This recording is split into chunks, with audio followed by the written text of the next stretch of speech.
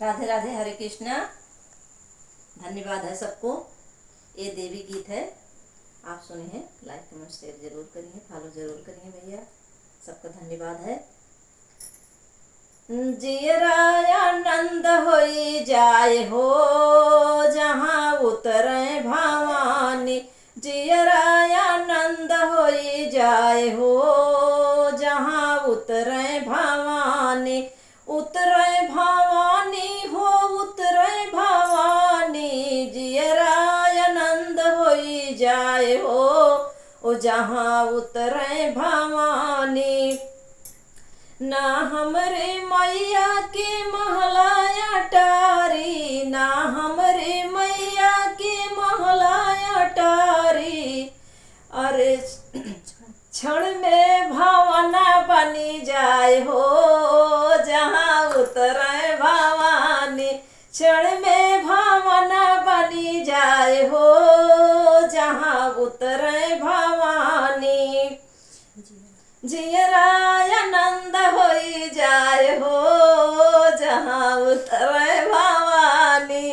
ना हमरे मैया के सोना यौ चांदी, ना हमरे मैया के सोना यौ चांदी।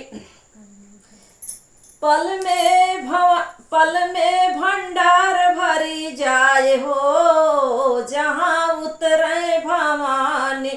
पल में भंडार भरी जाए हो जहाँ उतरे भवानी। जियरा आनंद होई जाए हो जहाँ उतरे भवानी। जियरा आनंद होई जाए हो जहाँ उतरे भवानी।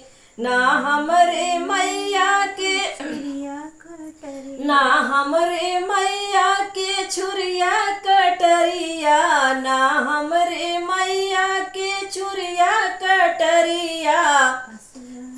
असुरन के करे संघार हो जहाँ उतरे भवानी।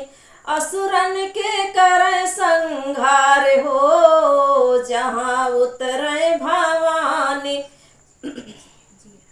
जियरा आनंद होई जाए हो जहाँ उतरे भवानी। चढ़ते का रहे बने पूड़िया हलुआ, चढ़ते का रहे बने पूड़िया हलुआ। अरे भगतन के लगे जयकार हो जहाँ उतरे भवानी। भगतन के लगे जयकार हो जहाँ उतरे भवानी।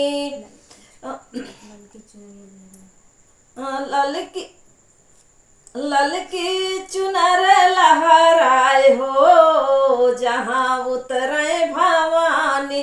ललकी